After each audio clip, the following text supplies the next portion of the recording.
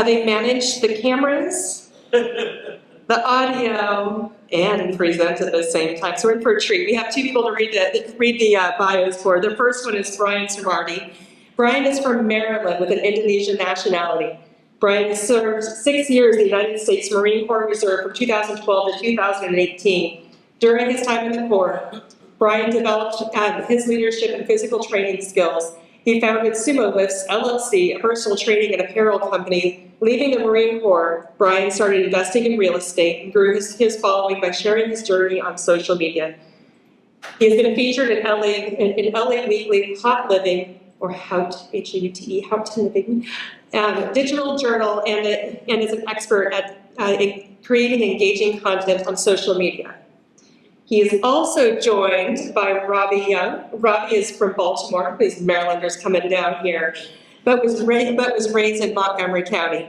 As a former qualifier for the Olympic track and field distance running, Robbi developed the skills of perseverance, adaptation, and focus on starting a business of his own. From gaining experience through video, live streaming, street and races, to working with many industrial companies, Robbi used to create Visual Story Imagineers, LLC, a video production that promotes business through social media in the home service industry that deserves a light shined on them. Robbi's trusted clientele includes Capital One and Comcast newsmakers. Media. Welcome, Brian and Robbi!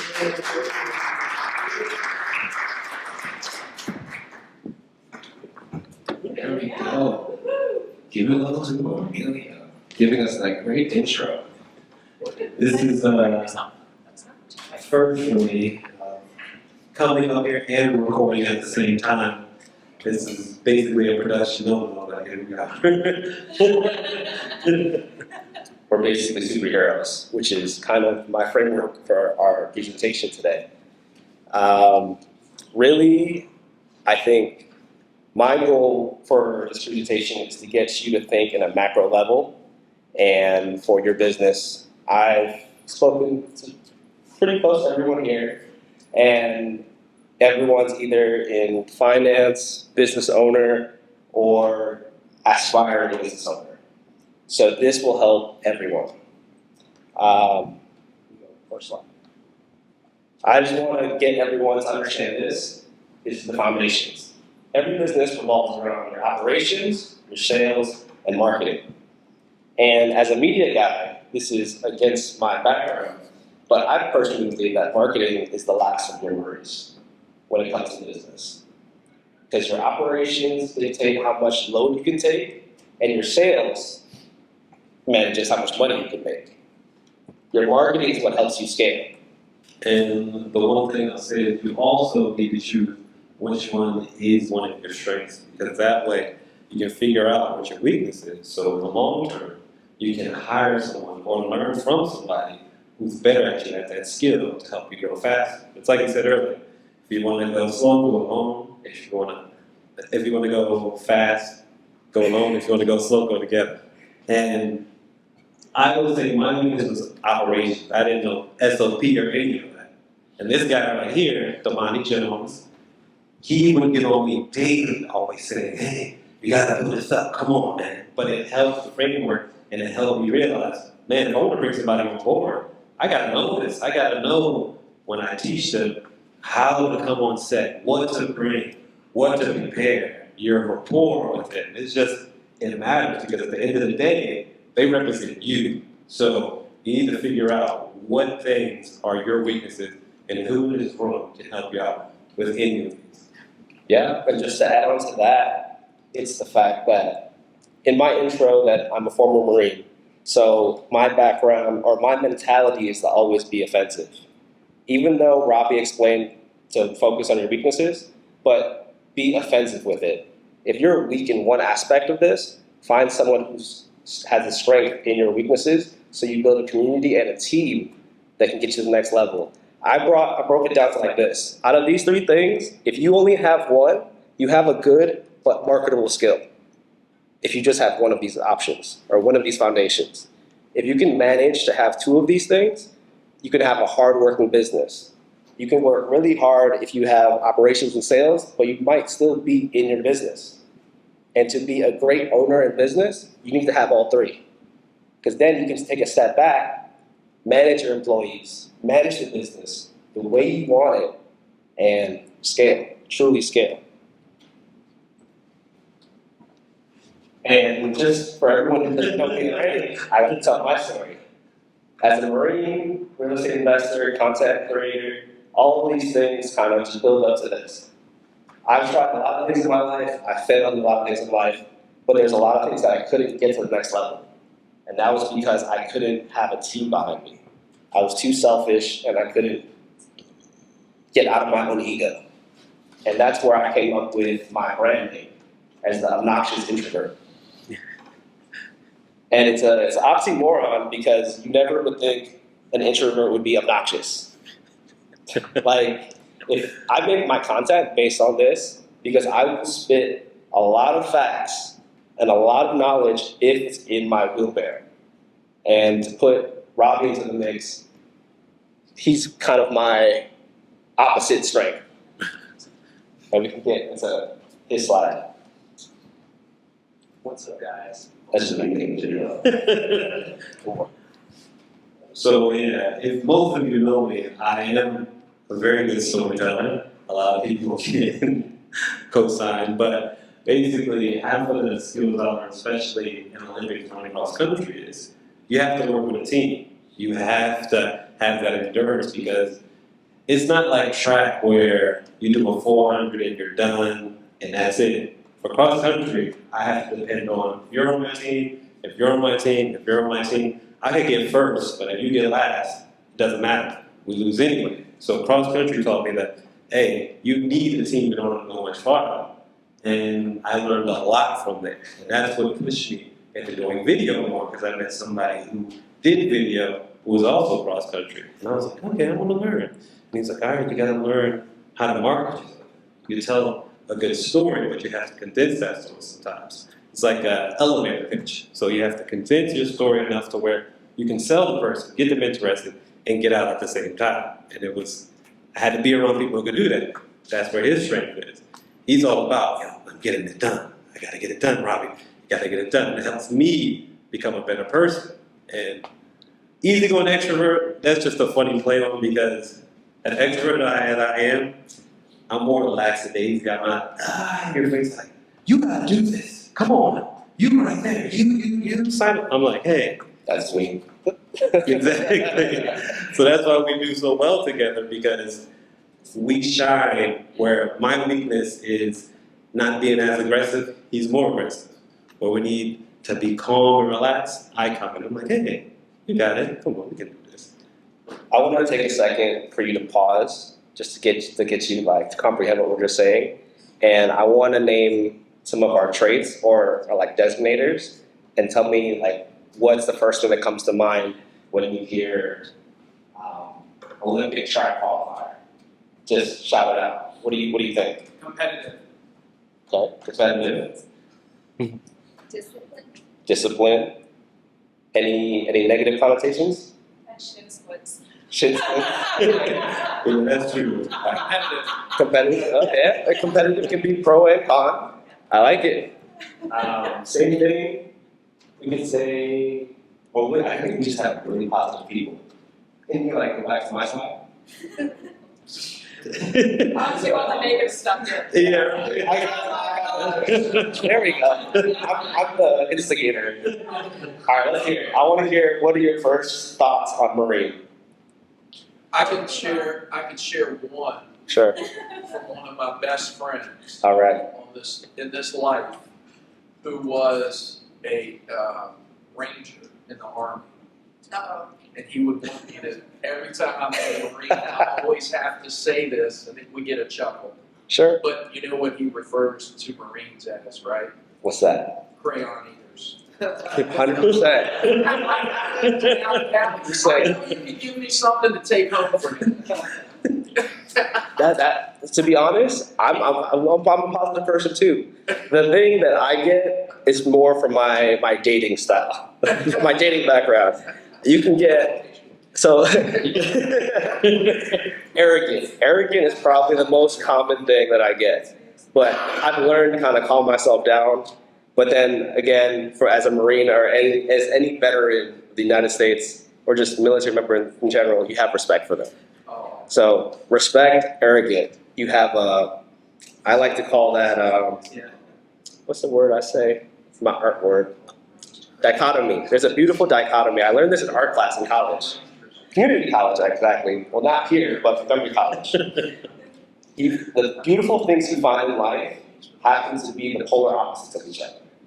When you look at art, you may find something that's beautifully colored, but very chaotic, but somehow it speaks to you. And that's when I learned the beauty of being alive. Just to get into another section is a real estate investor. The two words that I come up to is that you could be perceived to be very rich, to be able to invest in real estate, and as well as a scumlord. Because at the same time, people might think of you as you have all this property, you're just hoarding all the wealth to yourself, and they may not be treating your tenants well. And I just want to keep that in perspective when you just think of words and people. And I could say content creator, and I was going to say influencer and ignorant, but I might be getting too deep into this. So that's Robbi. And these are the homeworks or the exercises that I want you to do today. The first thing for my aspiring business owners, one thing that helped me figure out how to get to the next level was an example or exercise from Warren Buffett. You can write this down, or we'll do this right after this if you guys want. It's write down 50 things that you want out of life. Anything and everything. Don't stop until you get to at least 50. From there, you have to circle your top 25, and then you have to figure out how to cross out to your next 5, then to your final 3. And you have to realize those final 3 are the main things that you have to prioritize in your life. Because everything else is a distraction for you. Because out of 50 things, you can only pick 3. If I were to explain the 2-word brand, is kind of what we were talking about earlier, which is the Obnoxious. obnoxious introvert and say go extrovert. It's an easy way to define yourself. Say you're in a meeting or talk to somebody, like I said, the elevator pitch. It's a way to open up to somebody who's not giving too much, but enough to make them curious and want to ask you more. Like, what do you mean by that? Then it's like, I got you. And then you explain more and more. And sure enough, you got a new client, you got a new person to work with, and so on and so on. The main thing is you getting comfortable and simplifying your words so that way everything is more clear and concise. And they understand who you are and what your brand is. You go to the next slide. And that's how I want to figure out, is that something you guys want to do? So in marketing, you have to figure out who you are before you can make a video. That's what Robbi and I do for our clients. If you don't know who you are in 2 words, we might have a problem making a video for you. Just saying. Because that also translates to, do you know your audience? Say for instance, if I have a client that comes to me and says, Robbi, I am a roofer and I want to target people who need roofing. It's like, all right, where at? Who are the clients? Are they male or female? Where do they live at? What do they like? What is the demographic? All those things matter. And if you break that down more, we'll sit together. It helps me define the type of video you need or the type of value I can provide. So I'm not just coming in, creating a video, wasting your time, and wasting your money. I want to be the solution for you so you can leave out going, wow, I never thought of that. And at the same time, you get something that you know can help not just generate sales, but represents you as a person. And this is kind of an example. I put Snoop Dogg on the board. If you want to play the video, we can. Move more plays, should play the video. Snoop Dogg, like, what's it called? What's the word? I wouldn't say copyrighted. He made up words that everybody knows. Fascism. And that's just in translation, in regular English, is just for sure. Yes, affirmative. If you can create your own words, you have created a community, basically. And another example just right here, Ghostbusters. I was assuming we're going to be in a room full of HVAC business owners. Instead of Ghostbusters, think of Airbusters.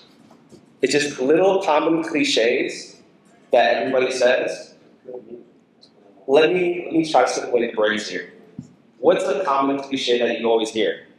Business cliche or In life in general, In life. what you usually is. Don't go too crazy.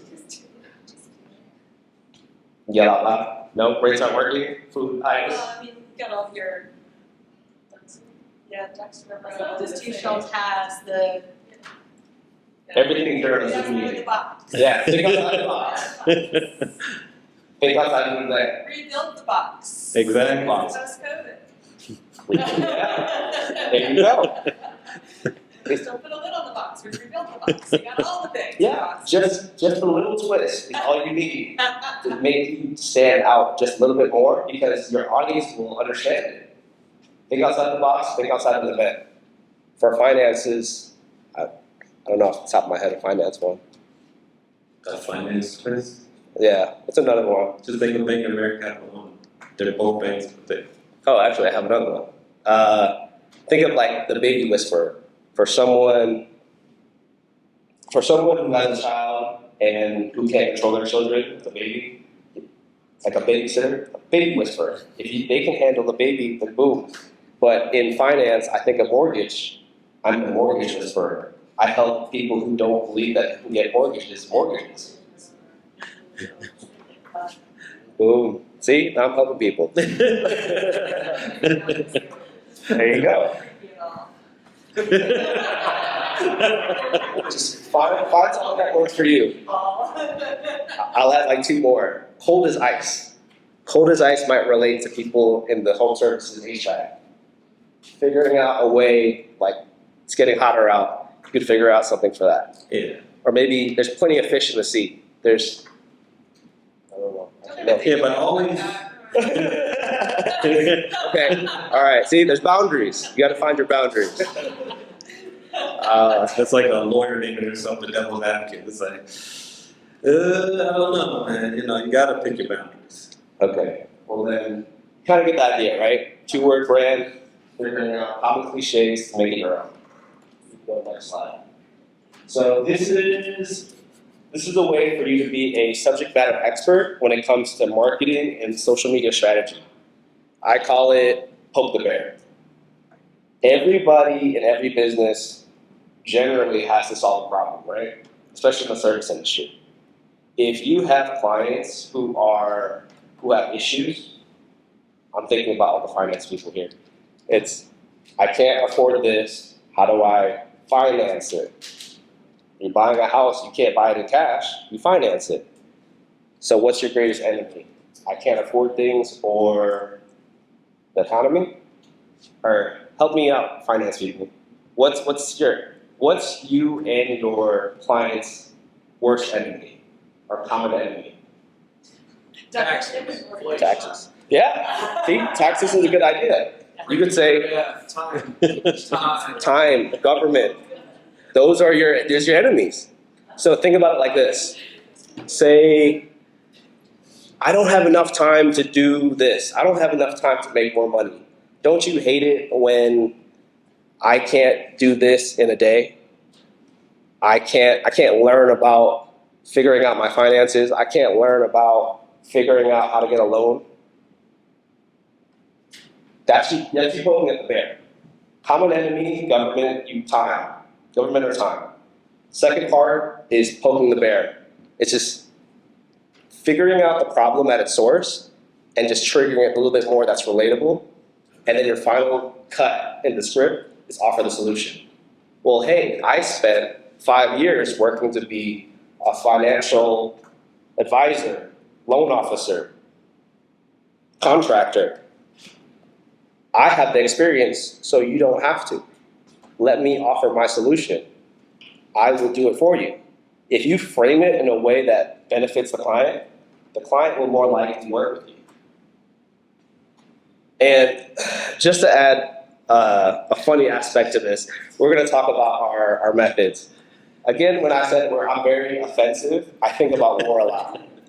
And this is kind of where we get into our 3 ways. I'll explain my last. My secret weapon is a machine gun. Robbi is the shotgun, which is his specialty, so I'll let him explain that. Yeah, so the shotgun method is basically, I like to get close to a person. I like to get to a point where I make you comfortable. I talk to you, I get you to open up. At the same time, you're telling me all your problems, what's going on in life, what's happening, and you give me the answer to solve it. And then by the end, I hit you with the shotgun. I tell you the solution, you're already on the floor, you're like, I didn't think of that. Because that way, I have to first come close enough to get my shotgun, aim and hit you. But if I'm too far, I ain't hitting nobody. Shotgun, you can dodge me. Well, That's why mine is the shotgun method. I like to use my charisma to get close to you, to make you feel uneasy, and then feel easy with me. So I can sit next to you and be like, hey, how was your day, man? What's going on? You all right? And then by the time I get all the information I need from you, I'm like, gotcha. yeah, so I guess we should set it up as like, is anybody here like Call of Duty fans, shooting games? No? Halo. Halo, there you go. So you understand. Shotgun, you have to be close range. So it's kind of like you have to understand your environment. If you can understand your environment, then you understand these terms that we're going to say. Do you want to do sniper? Okay. I'll do sniper. Yeah. So sniper, you have to be from afar, but think of a sniper. A sniper waits patiently for the target. He'll wait days, months, research the target, where they live, where they eat, where they sleep. It's like, what did they do for them? What is their pattern? So that way, when he hits you, it's a perfect target.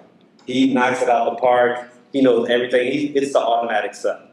And a great example of a sniper is right there, our friend Amani. And there's another person who is also a sniper, in my opinion, and that's John. Yeah. They both have the same way of thinking. They take all the information. Think about the business of SEO. He gets all the information. He collects the data. He makes sure everything he says is concise. And then, boom, he knows how to attack the target. That's why it becomes so simple and easy for snipers to explain things.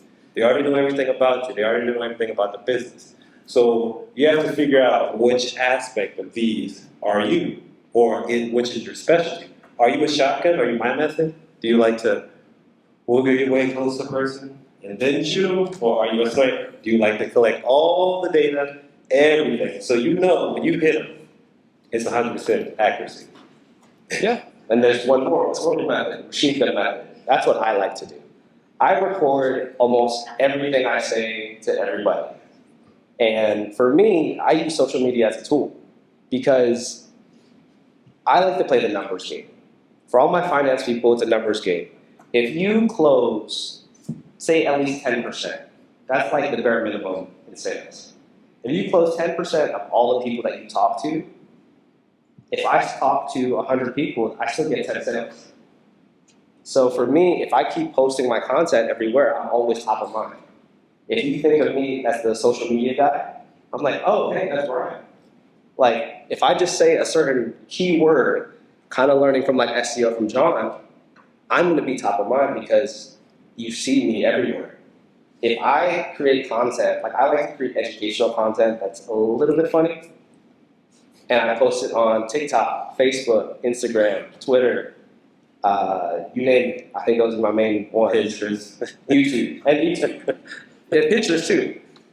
So every time I'm in a networking group for some reason, and someone's somewhat interested in some of my social media aspects, they're like, oh, hey, you're the guy that does this. And I just want to say that, again, with another strategy with social media, specifically my way, as a machine gunner, I was going to explain. Random thought. I was going to explain that You can be niche adjacent. So for all my financial advisors for certain businesses, for finance, if you're directly in mortgage, you don't have to talk about mortgage every day. You could talk about credit. You could talk about building your income, a side hustle. May not necessarily count as your income to qualify for a home, but it would add to your cash to close availability. For anybody in HVAC, you could talk about your lifestyle. Like my pillars of my life is food, stand-up comedy, and fitness. Like for the people that follow me on social media, I post like running videos at least 2 to 3 times a week. And in those times, I find it very meditative, and I could say something that I've been thinking about work. And instead of me posting videos about me educating you about media or something like that, I'm running, but I'm saying a quick clip. Hey, just so you know, you can record while you're running. It doesn't have to be the highest quality, but if the content is good, people will still listen. I don't know, any questions for that? I feel like, did anything crazy? There should be a fourth A10 warthog. Yeah, I think, Airstrikes. yeah, if you got an airstrike, that's really your cheat code. So these are all the free ways of doing it, but if you have the money to back you up, you can do paid ads, kind of a cheat code for the machine gun method. You can get it to the right people at the right time, and boom. But we can go to the next slide. This is, again, back to the same slide at the beginning. It falls back to this. Your 3 combinations. Figuring out operations, sales, marketing. I don't know from that. I think we're good. Next slide. All right, there we go. I forgot my slides. But this is where we get to your true avatar. Who do you want to talk to? That's whether it comes to your ideal client, what do they do? Where do they spend their time? How do they need your help? And where can they reach you? So if people need an HVAC person, a financial person, where do you think they can find you? The easiest way on my head is Google. People search Google. If they don't know anybody who they need, they search it on Google. And then if you want to get deeper, kind of like what I was talking about with niche adjacent, is figure out your tribe. Figure out who likes the same foods that you do. Figure out where you like to hang out. If you like to hang out at a coffee shop right next to your house or next to the gym that you go to, boom. I went to, if anybody's familiar with Salary Transparent, it's like a TikTok group. They go around the streets asking like, hey, what do you do and how much do you make for a living? That kind of people. It's more of a, no, you know, Chrissy knows. There you go. Appreciate that. I met a lot of people at a group on Sunday with Rob, and a lot of people meet their business partners or their entries to their current business through the gym. I personally think fitness is your gateway drug to be financially successful, as well as organized. Because the more that you're fit, the more that you can understand your time management and just your organization of life. If you can fit 1 hour a day of fitness, I think you're in the top 10%. Because most people, as they get older, they don't make time for their fitness. And if you make time for fitness, then you can make time for your business, make time for the client. And it's funny, when we were there, I was like, oh yeah, I met the first person I ever worked with, computer production, at the gym, which helped open more doors and more doors. And it's always funny, it always revolves back around fitness. So with small stuff like that, you have to realize like where my time is really going. And if you take care of yourself, you'll take care of your business. And people see that. People see that after you put into that, and they're like, all right, I'm invested. Okay. If you look the part, people will always invest. I want to go like full circle to the beginning when I told you guys that I'm a Marine, I'm a real estate investor, Robbi's a track star. You subconsciously judge us by the way that we look, by the way that we dress. Know that at all times, especially with business. So if you can take care of yourself, people are more likely to believe that you'll take care of them. And we can go to the next slide. So now I'm going to give you two examples. This is Wendy Ryder. All she does is educate her clients on her business. She has a clean website and she acts professional all the time. If you just know this person and you need a service that she may be able to provide, what do you think of her? Like, just yell it out loud. Is there anything that like shouts weird to you? No? You'd work with her? Is this the person that you'd work with? See? Yeah. You don't even know her in real person. You've never spoken to her. She looks aloof and she looks snobby. Yeah, it's real. And you tell the truth. Yeah. And that's what I'm asking for. I want the truth. Just give her some food, she'll be alright. There you go. Seems like a few people know what Wendy went through. There you go. Lacking personality. Lacking. That's what I'm trying to get at. Sometimes being very professional could be to your detriment because you lack depth of character. And when you can't show that you're multifaceted, it shows that you're not a human. And people don't trust robots, according to ChatGPT. They work. It's for copywriting, Yeah. but sometimes it can sound like redundant and just there's no liveliness to it. It gets the job done, but you don't chill with ChatGPT afterwards. You're just like, all right, thank you for your service. Yeah, I think that's another aspect that's come to my head. Like, do you want to be a transactional business owner where you just keep searching for another client after client after client after client? Or do you want to be able to have a retention-based clientele where they'll feed you more clients over time? And over time, you just get more and more rather than keep searching for more and burning bridges. Jump into the next slide. Next slide is Barry Brooks. He entertains his clients through storytelling and documents the journey in his business. Clients want to work with him because they feel like they know him and also trust him. So out of this person, I kind of just laid it out for you, but is there anything bad you could say about this person, about Barry? I like Barry. Yeah? See, Barry's a good guy. My only thing from my side as from a social media guy, you might think he has a underlying agenda. Because if someone's too friendly, sometimes it throws you off. But then there's always a good and bad to everything. It's just figuring out what works best for you and how you do it. And I learned the hard way of just being too friendly. Because sometimes if you're too friendly, people take you too nicely and be like, There was one example. I was first starting in video production. And I was working for a great mentor. So I was just going all in. He was like, yo, I'll teach you everything you know. And you know, I was being nice. I was like, oh yeah, sure. And there'll be times when I did the job and he goes, all right, this is the only day this much. I'm like, okay, I'm ready to learn. But it turns out, the more jobs I did, I was realizing, this guy isn't paying me at all. I'm like, I'm not getting anything after a while. These were getting bigger and bigger jobs. And it turns out, because I wasn't assertive enough or aggressive, I was, calm, friendly, like, everybody cool. He took advantage of that. Robbi got friend zone. Yeah. I got friends on my boss. It's crazy.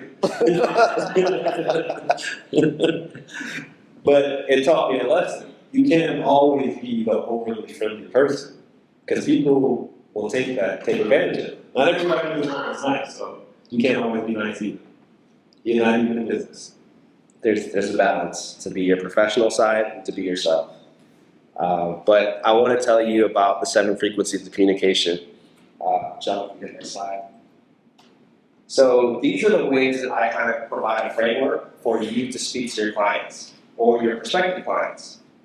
We have the commander, the healer, the maven, the motivator, the challenger, the professor, and the seer.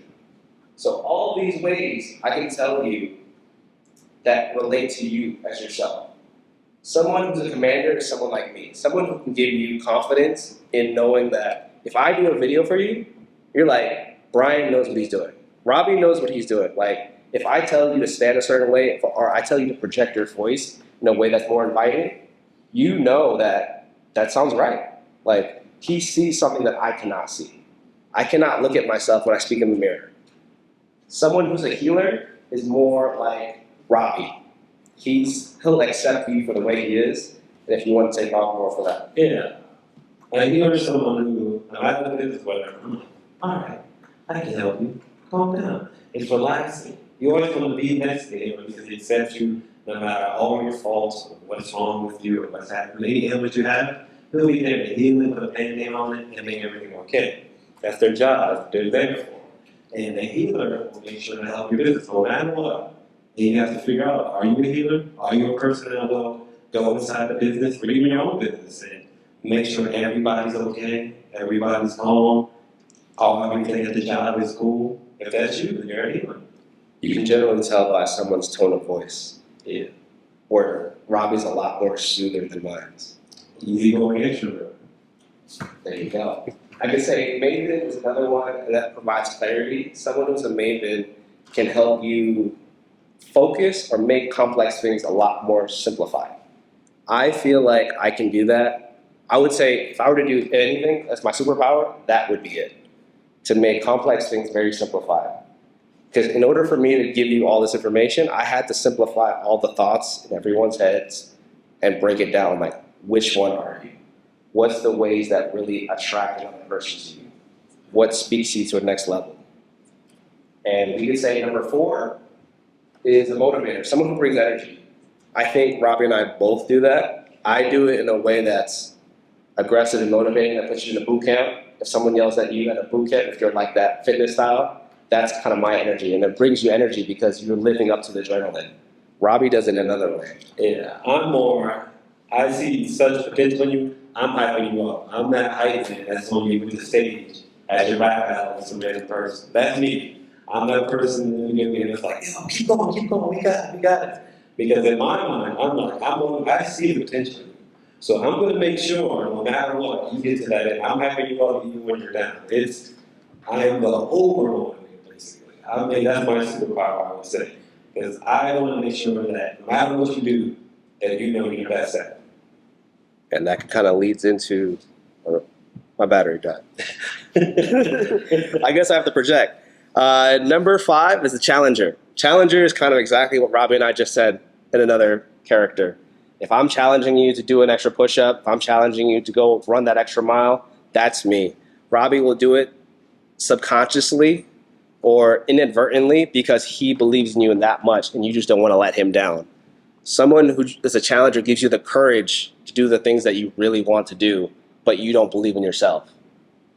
Think of the character in the movie that just makes you cry. He's like, I believe you. You know what? You can do it. No matter what, I know you will achieve your goal.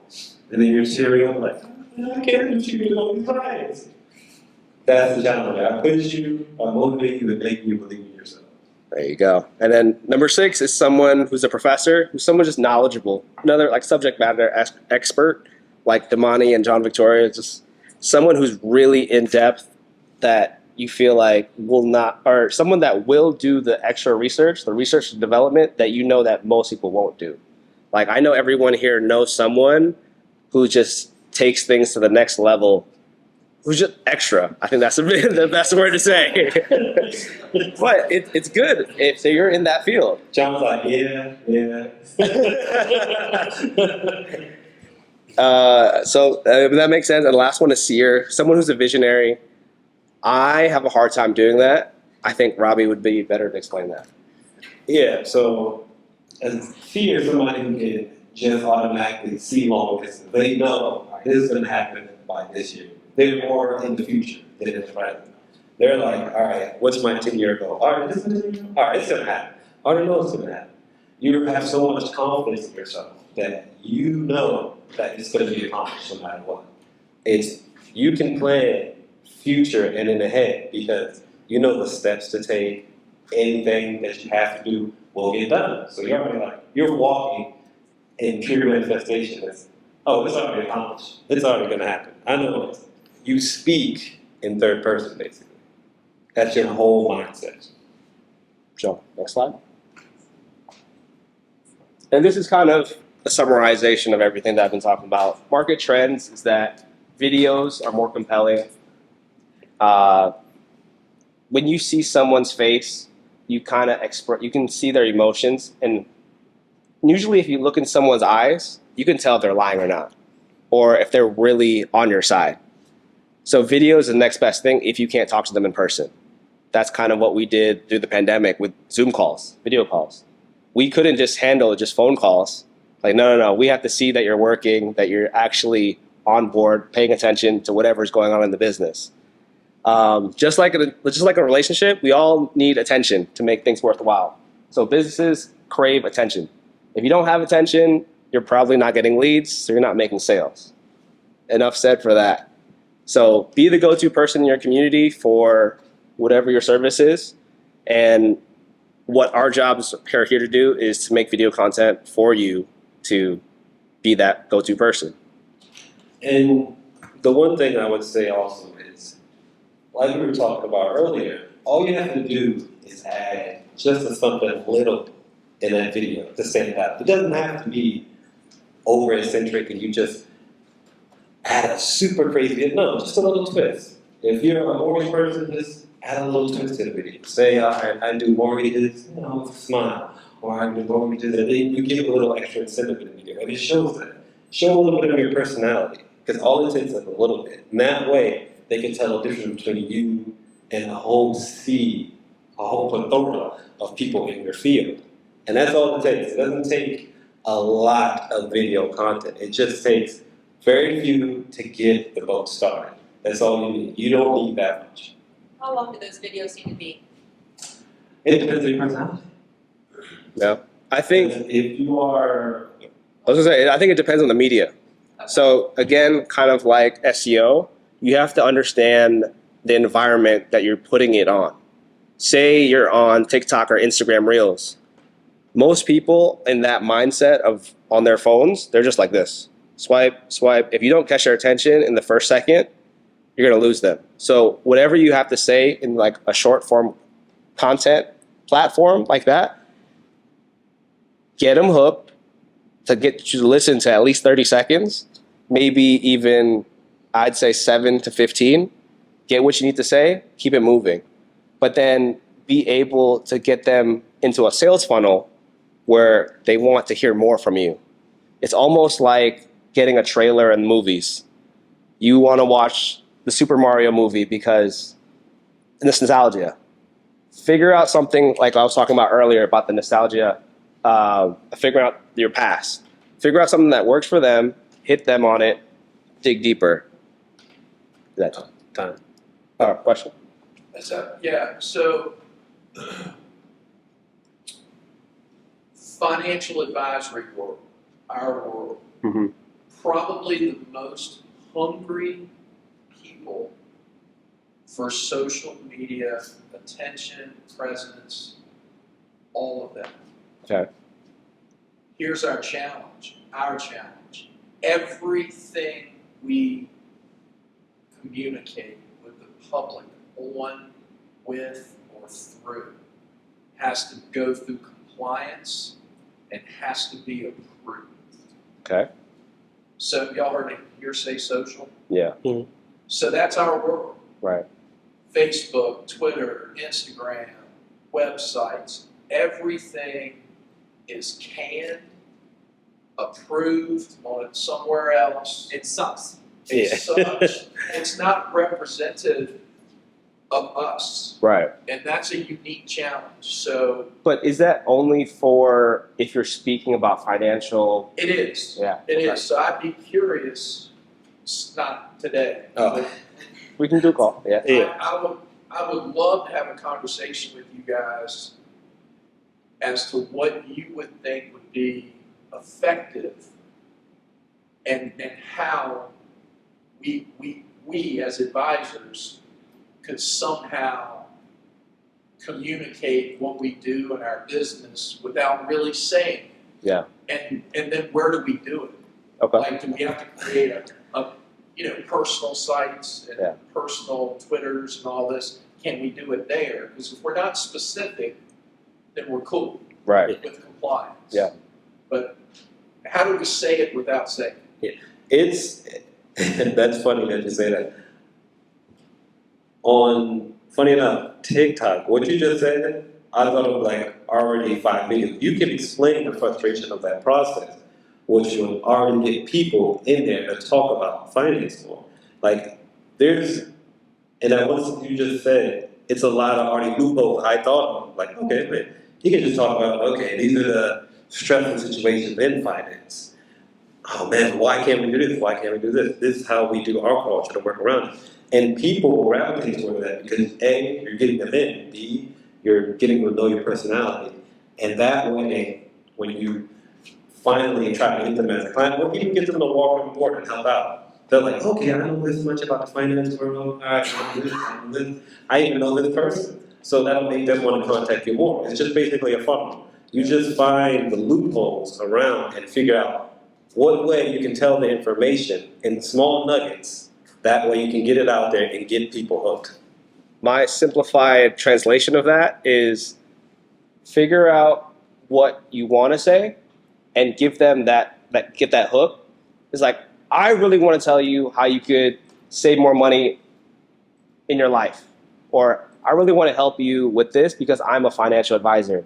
But compliance doesn't let me tell you on this site. You could put a link at the bottom. Let's set up a call and let me teach you what I know. Or what I've learned is a video sales letter. So you send them to a link that sends you to a video. It could be on a private YouTube link. So it's still public, but it's not on YouTube. That kind of explains like, hey, this is who I am. This is what I'm about. If you want more information, now they're more bought in. Because imagine someone who wants your information. Because I've met a lot of people who like that, or who need more information, but they don't know who to go to. So by you giving them a step into the door, and then you make them do 2 steps. So from the quick 10-second clip of like baiting them, I can't talk to you on this website because it's prohibited. Can you look at this video real quick to see if we might be a good fit? Then you take another step. You make them take the next step. It's like, all right, now book a consultation call with me. Boom. Now you have actual lead that you can take the information. So short term, that's how it works. But I think we're running out of time. So I want to just get to one more section. And I just want to talk to you about my shapes. So as a crayon eater, I have 3 favorite shapes. My favorite shapes are triangles, circles, and squares. This is kind of how, when we do our consultations, is how we help you. Triangles, kind of, when you think of a sales funnel, it tells you hierarchy or a sales funnel. A regular triangle is a hierarchy. If you go, next slide. Instead of a triangle, I made it a square because I'm not a graphic designer and I don't know how to make a triangle. So I go from, as a triangle, your bottom part of the triangle is your awareness. You have to get someone's awareness before you can do anything. And that's where you get that hook, that bait. Once you have their awareness, you're like, oh, I've seen that guy before, or I've seen that lady before. Cool. Next step, get their attention. It's like, oh, now I know Amelia. Now I know Chris. Now I know Matt. Like, that's the financial advisor. Cool. And then at that point, once you have their attention, you can have a conversation with them. And that's where you pitch and retarget to make it all simple. Kind of exactly what we explained. You get them through this funnel, get them through the steps. I think of it just like dating. You don't go for the home run on the first try. You scare people away. You can try. Sometimes it works. Yeah. But the last step is retention. You want to have people who know and love you forever. And that's how you scale your business. Because my purpose of marketing is not to commit to sales, it's to get other people to be my employees by referring me to their friends. I think next slide. Creating culture. This is Sean Susser. He's one of my partners for media. He's a pro MMA fighter. We just watched him fight in Maryland Live. And Arundel. Anne Arundel, yeah. We do videos for him, and he tells people about us. So it's niche adjacent. Even though we do video, we do video, but not necessarily for anything specific. But if we get their fans on their side to know us, it's kind of like the big network game. Or, I don't know, I think of an MLM. Yeah, it brings attention because we recorded it and showed it. And then he provides awareness for us. And at the same time, that targets a whole game of anybody who needs video and it may video. And just to add to that, the second, my favorite shape, circles. Think of 3 circles. There's always 3 circles in every business. It's you, a person, business owner, your client, and the business itself. There's always going to be 3 triangles because those are all 3 separate entities. You always have to know that. And where the circles overlap is where you play the game. When you find something that relates between you, your client, and your business, that's where you poke the bear and go deep. Next slide, I think. Oh, this was his video. But last shape was a square, and that kind of breaks things down to a granular level of longevity. Think of rich dad, poor dad. Think of employee, self-employed, investor, business owner. Those are all 4 different things, but it takes you a while to learn to get to the right shape. And this is my attention timeline. This is going to be hard for everybody.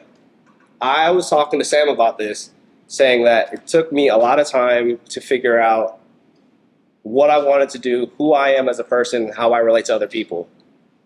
I said I spent a lot of time in the desert alone or with my fellow Marines to figure out who I am as a person as I got out.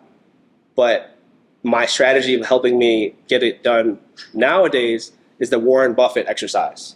Write down those 50 things, figure it out, full circle, to get there. But in the timeline, think of it in 3 months, or this is like a fast timeline.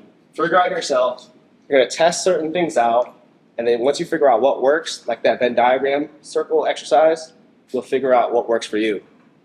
And it'll take time. Don't try to rush through it. Because if you try to rush through it, then that means you're rushing yourself and you're not giving yourself patience to fully understand what you want to do at the end of the day or your business. Last slide. This is our last slide. This is a QR code. If you want to consult with us, you can scan that if you want, or just open Q&A now.